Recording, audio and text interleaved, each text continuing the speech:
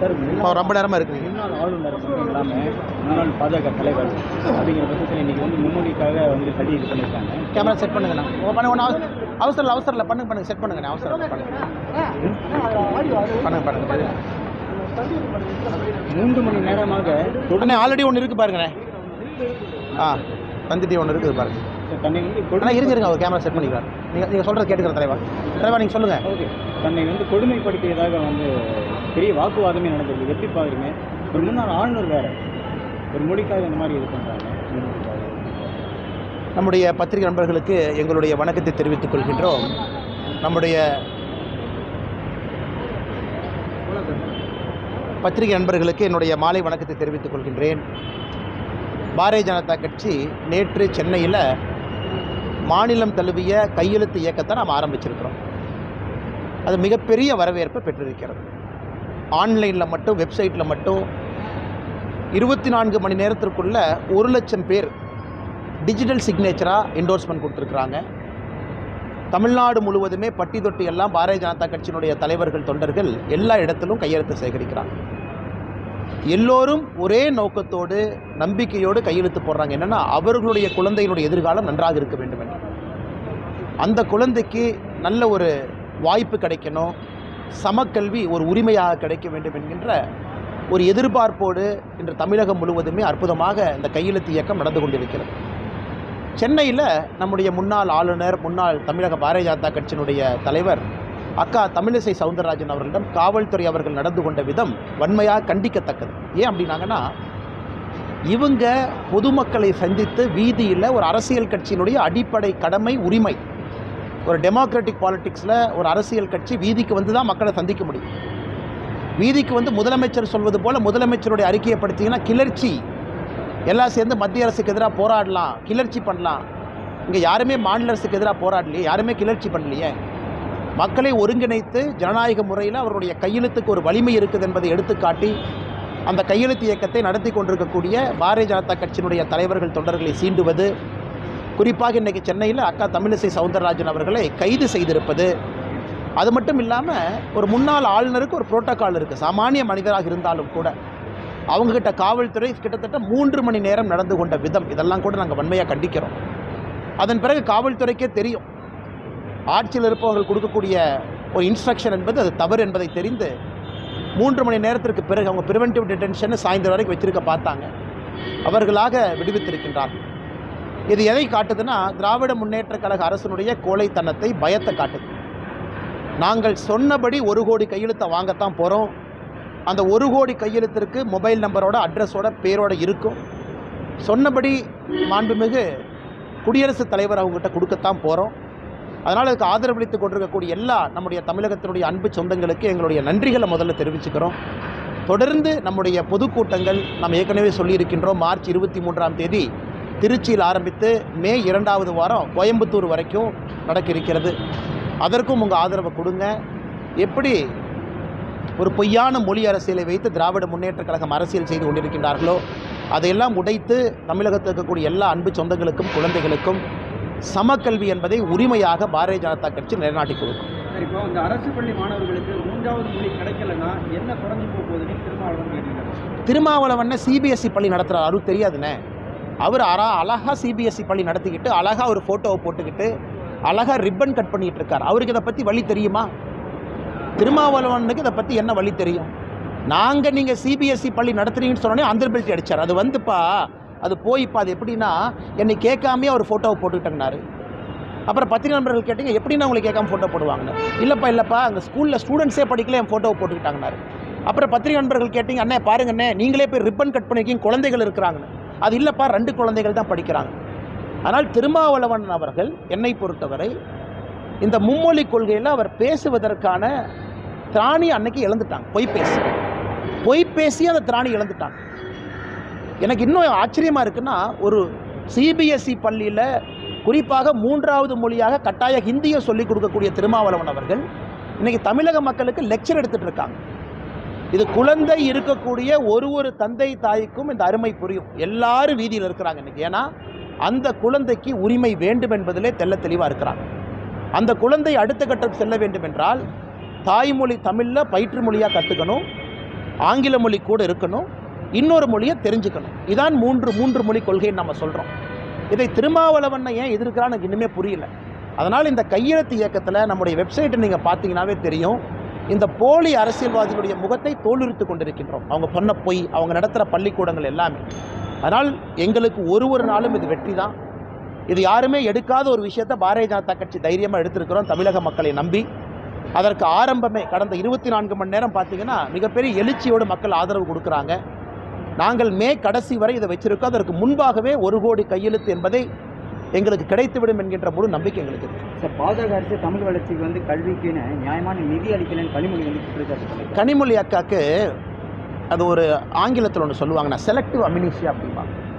Selective அம்னீஷியானா அப்பப்போ அதை மறந்துடுவாங்க. சூர்யா ஒரு படத்தில் நடிச்சிருப்பார், அப்பப்போ மறந்துடுவாங்க என்ன நடக்குதுன்னு. ஸோ கனிமொழி அக்காவை பொறுத்த வரைக்கும் இந்த 2006 to 2014 மறந்தாச்சு. அந்த 8 வருஷத்தை கனிமொழி அக்கா பிரெயினில் செலக்டிவ் அம்னீஷியா ஆகி போச்சு. இவங்க ஆட்சியில் இருக்கும் பொழுது, அதாவது 2006 to 2014 காங்கிரஸ் ஆட்சியில் திமுக அங்கம் வைக்கும் பொழுது சமஸ்கிருதத்தினுடைய வளர்ச்சிக்கு இவங்க கொடுத்த பணம் 675 கோடி ரூபாய், 675 crore சமஸ்கிருத வளர்ச்சிக்கு. தமிழ் வளர்ச்சிக்கு அவங்க கொடுத்த பணம் 75 கோடி. இவங்க ஆட்சியில் இருக்கும் பொழுது அன்றைய உள்துறை அமைச்சர் ஐயா சிதம்பரம் அவர்கள் 170 பரிந்துரையை பார்லிமெண்ட்டில் வைக்கிறார். எதுக்குன்னா ஹிந்தி எப்படி வளர்க்கிறது. இன்றைக்கி அதே ப. சிதம்பரத்தை கூப்பிட்டு சென்னையில் மீட்டிங் போடுறாரு. அவர் மேடையில் ஏறி ஹிந்தி திணிப்பை பற்றி பேசுகிறாங்க. இந்த கொடுமையெல்லாம் பார்க்க வேண்டிய காலகட்டத்திற்கு தமிழக மக்கள் தள்ளப்பட்டிருக்கின்றார். இன்றைக்கி அதே கனிமொழி அக்காட்டு நான் கேட்குறேன், அக்கா 675 கோடி ரூபா சமஸ்கிருதத்துக்கு ஒதுக்குனீங்களே, வெறும் 75 கோடி தானே தமிழுக்கு ஒதுக்குனீங்க, அதுக்கு பதில் இல்லையே. உங்களுடைய ஆட்சியில் நீங்கள் செஞ்ச தவறு. தமிழ் மொழியினுடைய வளர்ச்சிக்கு ஒரு சின்ன துரும்ப கிள்ளி போட்டிங்களா? இன்றைக்கி பிரதமர் அவர்கள் கஷ்டப்பட்டு திருவள்ளுவர் கலாச்சார நிலையத்தை ஓப்பன் பண்ணுறாரு, தமிழ் இருக்கையை நிறுவுறாரு, காசி தமிழ் சங்கமம் நடத்துகிறாரு. இது பிரதமர் மோடி அவர்கள் கடினப்பட்டு தமிழகத்திலிருந்து தமிழை உலகம் முழுவதும் எடுத்துகிட்டு போகிறார். அதனால் கனிமொழி அக்கா அவர்கள் செலக்டிவ் அம்னீஷியாவில் இருக்கிறாங்க. அவர்களுக்கு யூபிஏ டைமில் நடந்ததெல்லாம் மறந்து போச்சு. இன்றைக்கி உட்கார்ந்து அரசியல் காரணத்திற்காக என்னுடைய அருமை அக்கா கனிமொழி அவர்கள் பேசிக் கொண்டிருக்கின்றார். நாடாளுமன்ற மறுசீரமைப்பிற்கான காலத்தொகை ஏற்கனவே வாஜ்பாய் பீரியட்லேயே முடிஞ்சு போச்சு. அதை ஒரு 25 வருஷம் எக்ஸ்டெண்ட் பண்ணாங்க. இப்போ மறுபடியும் அந்த 2026 அந்த டேட்டு முடியுது. அதனால தான் இந்த அனைத்து கட்சி கூட்டங்கிறது போகிறோம். இது மக்களை பயன்படுத்துறது. அது இவ்வளோ நேரம் ரூம் போட்டு யோசிச்சு இன்றைக்கி தான் கண்டுபிடிச்சாங்களாண்ணே? நான் முதல்ல 10 நாளாக அந்த கேள்வியை கேட்டுட்ருக்கேன். ரூம் போட்டு இன்றைக்கி தான் தமிழக அரசு கண்டுபிடிச்சதா? ஓ, இதனால தான் அனைத்து கட்சி கூட்டம் நடத்துகிறோம் இன்றைக்கி தான் கண்டுபிடிச்சாங்களா? நீங்கள் அனைத்து கட்சி கூட்டம் எப்போ நடத்தணும்? 2026 காலக்கெடுவு முடியும் பொழுது எங்களுடைய கடமை மக்கள் முன்னாடி நாங்கள் சொல்லுவோம். எப்படி இந்த பாராளுமன்ற வரைமுறை இருக்கும், தொகுதி வரைமுறை எப்படி இருக்கும், எத்தனை சீட் அதிகமாகும் சொல்வது எங்களுடைய கடமை. அது மக்களுடைய உரிமை. நாங்கள் சொல்கிறதுல தப்பு இருந்தால் நீங்கள் அனைத்து கட்சி கூட்டம் நடத்துங்க. நாங்கள் சொல்வதே ப்ரொபோஷனல் ரெப்ரசன்டேஷன், அதாவது மக்கள் தொகை அடிப்படையில் இருக்காது, ப்ரோரேட்டா பேசிஸ். இன்னைக்கு எவ்வளவு இருக்கும், நாளைக்கு எவ்வளவு இருக்கும். அதிகமானா கூட தமிழகத்திற்கு அதே 7.17% வரும் நாங்கள் சொல்லிக்கிட்டு இருக்கோம். எதுவுமே இல்லாமல் அனைத்து கட்சி கூட்டம் இப்போ தேவையா? என்ன காரணம்? நாங்கள் பார்லிமெண்ட்டில் ஒரே நாடு ஒரே தேர்தல் என்று எப்பொழுது சொன்னமோ நீங்கள் கேட்டீங்க பத்திரிகை நண்பர்கள், அண்ணா இப்போ திமுகவுடைய ஆட்சி 1 வருஷம் குறைப்பீங்களான்னு கேட்டீங்க. அப்போ உடனே 2028 வருதான். அதற்கு விளக்கம் கொடுத்து இந்தியாவில் எல்லாருமே ஒரே நாடு ஒரே தேர்தலை ஏற்றுக்கிட்டாங்க. அதே போல் தொகுதி வரைமுறை வரும்பொழுது நாங்கள் சொல்லுவோம். நீங்களாக கற்பனை பண்ணி அந்த கற்பனை குதிரைகளை அவிழ்த்து விட்டு, இல்லை 39 8 குறைஞ்சிரும் 31 நீங்களாக சொல்கிறீங்க. 848 வரும்பொழுது தமிழகத்திற்கு 12 குறைஞ்சிரும் நீங்களே சொல்கிறீங்க. நாங்கள் சொன்னோமா? நாங்கள் சொன்னது ப்ரோரேட்டா அப்படிங்கிற வார்த்தையை பயன்படுத்தியிருக்கோம்.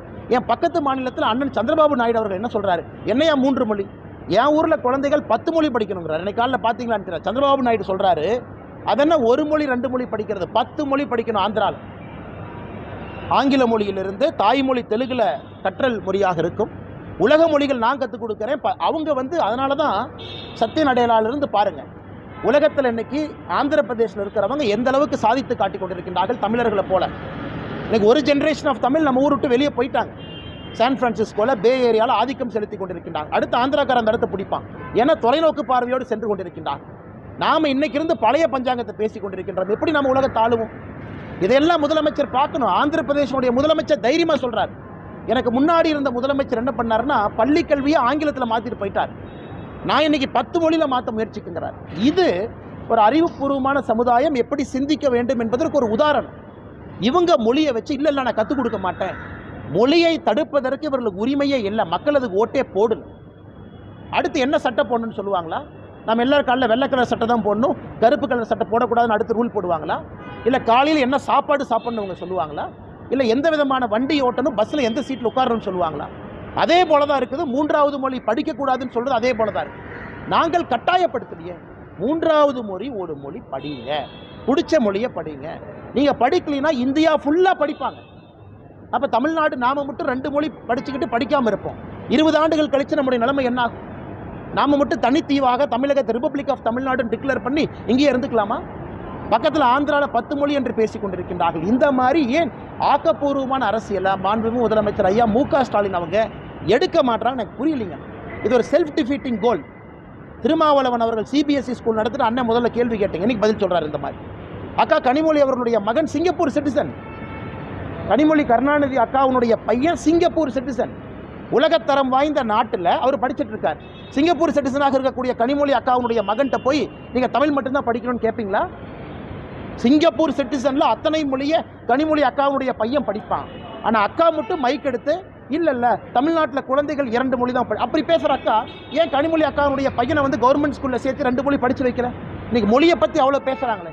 நாங்கள் பெரியாருடைய பேத்தின்னு சொல்கிறாங்க, கலைஞர் கருணாநிதி அவருடைய மகள்னு சொல்கிறாங்களே. ஏன் அவருடைய குழந்தைக்கு சிங்கப்பூர் சிட்டிசனாக ஒரு நியாயம், தமிழகத்தில் இருக்கக்கூடிய ஏழை பெற்றோருடைய குழந்தைகள் அரசு பள்ளியில் என்ன ஒரு நியாயம்? நாங்களும் கேட்போம்ல. பள்ளி கல்வித்துறை அமைச்சர் என் பையன் கிட்ட சொன்னா, அப்பா 7ஆவதுல உன்னை ட்ரை பண்ணி பார்க்குறேன், ஃப்ரெஞ்சு படிப்பான்னு நான் சொன்னேன். உங்கள் குழந்தைக்கு ஒரு நேரம், அதனால தான் இதை சமக்கல்வின்னு சொல்கிறோம். எல்லோருக்கும் சமமான வாய்ப்பு அப்படின்னு தான் நீ பேன் பண்ணு. தமிழ்நாட்டுக்குள்ளே எங்கேயுமே 3வது மொழி இல்லைன்னு பேன் பண்ணு. பிரைவேட் ஸ்கூலை பேன் பண்ணு, சிபிஎஸ்சியை பேன் பண்ணு, உள்ளே விடாத. எதுக்கு நீ 2 விதமான மக்களை உருவாக்குற? அதான் எங்களுடைய அடிப்படை கேள்வி. 2 விதமான மக்களை எதற்காக உருவாக்கின்றாய் என்பதை அடிப்படையில் கேட்குறோம். 2 விதமான சமுதாயத்தை நாம் உருவாக்குறோமா? அதற்கு மாநில அரசிட்ட பதில் இல்லை. சம்பந்தம் இல்லாமல் திருப்பி கொண்டு போய் தொகுதி மறுசீரமைப்பு என்று பேசிக் கொண்டிருக்கிறார். முதல் நாளான இன்றே நிறைய கெடுபிடிகள் நிறைய இடங்களில் அனுமதி கொடுக்கல கையெழுத்து. நம்ம வந்து மே மாத இறுதிக்குள்ள ஒரு கோடி கையெழுத்து தர போகிறோம். முதல் நாளே கெடுபிடி இருக்கும்போது அதனால் ஆச்சரியம் என்னன்னாங்கன்னா, நாங்கள் ஒரு நாள் வெப்சைட்டினுடைய டிராஃபிக் வந்து 25,000 கையெழுத்து எதிர்பார்த்தோம். வெப்சைட்டில் வந்து 1,00,000 கையெழுத்தை தாண்டி இருக்கு, 1,13,000 தாண்டி இருக்குன்னு நினைக்கிறேங்கண்ணா. அப்போ என்ன அர்த்தம்னா, மக்கள் இங்கே தடுத்தா கூட ஏதோ ஒன்று கண்டுபிடிச்சு கையெழுத்து போட போகிறாங்க. இங்கே தான் நீ தடுப்ப. ஏன்னா வெப்சைட்டை பொறுத்த வரைக்கும் ஓடிபி ஜென்ரேட் பண்ணணும். ஏன்னா ஒரு மொபைல் நம்பர் ஒருக்கா தான் அலோட். நீங்கள் ஒரு மொபைல், ஏன்னா மொபைல் நம்பரோட நாங்கள் வந்து அவ்வளோ ஆத்தென்டிக் டேட்டாவோட பிரசிடென்ட்டுக்கு கொடுக்குறோம். நாளைக்கு பிரசிடென்ட்டு கிட்ட கேட்கக்கூடாது, சும்மா நீ நடந்து போய் 10 கையெழுத்தை நீயே போட்டு வந்தையான். பிரசிடென்ட்டுக்கு we want to give an authentic data. அவங்க கமிட்டி போட்டு ஆராயிட்டோம். எங்கள் டேட்டாக்கு நான் ரெஸ்பான்சிபிலிட்டி. அதனால் ஒரு மொபைல் நம்பருக்கு ஒரு ஓடிபி நீங்கள் ஜென்ரேட் பண்ணால் உள்ளே போகலாம். அப்படி இருக்கும் பொழுது இன்னைக்கு 1,00,000 தாண்டுதுன்னா மக்கள் ஏதோ ஒரு விதத்தில் அங்கே போட வர்றாங்க. ஏன்னா அந்த மொழி வெப்சைட்டை பொறுத்த வரைக்கும் 6 மொழி இருக்குது. அது தமிழில் தான் ஓப்பன் ஆகும். உங்களுக்கு வேண்டும் என்றால் தெலுங்கு, மலையாளம், கன்னடத்துக்கு மாற்றிக்கலாம். ஸோ எல்லோரும் அதை அக்சஸ் பண்ணுறதுக்கு வழிவகை செஞ்சுருக்கிறோம். ஆங்கிலத்தில் இருக்குது. அதனால் என்னை பொறுத்தவரை இவங்க என்ன கெடுபிடி போட்டாலும் 1 கோடி என்கின்ற இலக்கை நிச்சயமாக பாரதிய ஜனதா கட்சி நாங்கள் அடைந்தே தீர்வோம். தென் மாநிலங்களுக்கான பிரதிநிதித்துவம் வெகுவாக குறையும் ஆகுதுங்க. விஜய் அவர்கள் கூறுகள் இப்படி தினந்தோறும் வந்து அறிக்கை வெளியிட்டிருக்காரு. ஆனால் நேற்று நான் பதில் சொன்னேனே, ஷூட்டிங் ஸ்பாட்லேருந்து யாரோ எழுதி கொண்டே கொடுக்குறாங்க, அப்புறம் யாரோ ஒருத்தர் வர்றாங்க, அப்புறம் விஜய் கட்சி சார்பாக வந்தவர் 543 எம்பின்னு அவருக்கு தெரியல, அவர் ஏதோ ஒரு நம்பரை சொல்கிறாரு. அப்புறம் பத்திரிகையாளர் நம்பர் நீங்கள் சொல்கிறீங்க அண்ணே அது 500 சில்லறை இல்லைண்ணே, அது 543 சொன்னோன்னே அந்த விஜய் கட்சி சார்பாக வந்தவர் அப்புறம் 543. இன்னொரு தலைவர் வந்து 453 பேசியே முடிச்சிட்டார் 5 நிமிஷம். அவர் பேசி முடிச்சதுக்கப்புறம் நீங்களாம் கூப்பிட்டானே அது 453 இல்லைண்ணே 543. நேற்று அனைத்து கட்சி கூட்டத்தில் வந்து சில தலைவர்களுக்கு இந்தியாவில் எத்தனை எம்பிக்கள் இருக்காங்கன்னே தெரியல. அன்னைக்கு சாயந்தரம் தான் அந்த பத்திரிகையாளர் சந்திப்பு அவங்க பண்ணதெல்லாம் பார்த்து எனக்கே ஆச்சரியம். ஏங்க 543 பேர் எம்பிக்களாக இருக்காங்கன்னு தெரியாமையே சில கட்சி வந்து அனைத்து கட்சி கூட்டத்தில் வந்து வடபஜ்ஜி போண்டா சாப்பிட்டு டீ குடிச்சு மோடிஜியை திட்டதெல்லாம் திட்டிட்டு பிஜேபியை திட்டதெல்லாம் திட்டிட்டு கிளம்பி வீட்டுக்கும் போயிட்டாங்க. இதான் அனைத்து கட்சி கூட்டத்தினுடைய லட்சணம் இதானுங்கண்ணா. வேற எப்படிங்க நான் சொல்றது? கார்ட்டூன் நீக்க சொல்லியிருக்காங்கல்ல ஜட்ஜ்மெண்ட். அதாவது கருத்து சுதந்திரத்துக்கு மாண்புமிகு சென்னை உயர்நீதிமன்றம் அவங்க போட்டிருக்கிற கார்ட்டூன் சரி என்று சொல்லலை, கார்ட்டூனை நீக்கணும். இவங்க சென்ட்ரல் கவர்மெண்ட்டை நாங்கள் கார்ட்டூனை நீக்கிறேன்னு சொன்னால் அடுத்த நாள் காலையில் அவங்களே ஓப்பன் பண்ணியிருப்பாங்க. இவங்க சென்ட்ரல் கவர்மெண்ட்டை நான் கார்ட்டூன் நீக்க மாட்டேன், என் கருத்து சுதந்திரம் என்று அடம் பிடிச்சாங்க விகடன் குழுமம். இன்னைக்கு மாண்புமிகு சென்னை உயர்நீதிமன்றம் என்ன சொல்லியிருக்காங்க, நீ கார்ட்டூனையும் நீக்கு, அதே போல் மத்திய அரசு அவங்க போட்டிருக்க கெடுபடியும் நாங்கள் நீக்கிறோம். ஸோ கார்ட்டூன் நீக்கினாங்கல்ல, இதை முதல்ல செஞ்சுருக்கணுமல்ல. முதல்ல செஞ்சால் 15-20 நாட்கள் எதற்காக அவங்க வெப்சைட் பிளாக் ஆகி நிற்குது? இன்னைக்கு ஆனந்த விகடன் அவர்கள் இல்லை நான் கார்ட்டூனை நீக்காம கருத்து சுதந்திரத்தை நான் காப்பாத்திட்டேன் அப்படின்னு சொன்னா நான் ஏத்துக்கிறேன். அப்ப நீங்க வெளியிட்ட கார்ட்டூன் தவறு என்பதை மாண்புமிகு சென்னை உயர்நீதிமன்றம் அவங்க சுட்டு காட்டியிருக்கிறாங்க. இது முதல்லயே பண்ணிருக்கலாம். இதை தான் நாங்க கேட்டோம். 24 மணி நேரம் மக்கள் நாங்க நிறைய பேர் கேட்கும் பொழுது அப்பயே நீங்க நீக்கி இருக்கலாமே. இன்னைக்கு 15-20 நாட்கள் உங்களுடைய வாசகர்களுக்கு தானே பிரச்சனை. ஏன் அதை செய்யணும்? இன்னைக்கு இவ்வளவு தூரம் நீங்க சென்னை உயர்நீதிமன்றத்துக்கு போய் உங்களுக்கு தீர்ப்பு கிடைக்கலையே. கார்ட்டூன் நீங்க நேத்தே நீக்கி இருந்தா நம்ம சென்ட்ரல் கவர்மெண்ட் அத்தாரிட்டிஸே பர்மிஷன் கொடுத்துருப்பாங்களே, நீங்க கோர்ட்டுக்கே போக வேண்டாமே. அடிப்படை என்ன? விகடன் குழுமம் நான் கார்ட்டூனை நீக்க மாட்டேன் அப்படித்தானே கோர்ட்டுக்கு போனாங்க. கோர்ட்டு கார்ட்டூன் நீக்க சொல்லிட்டாங்கல்ல. நன்றி அண்ணே. அமித்ஷாஜி லேண்டா இருக்க மாட்டேன்.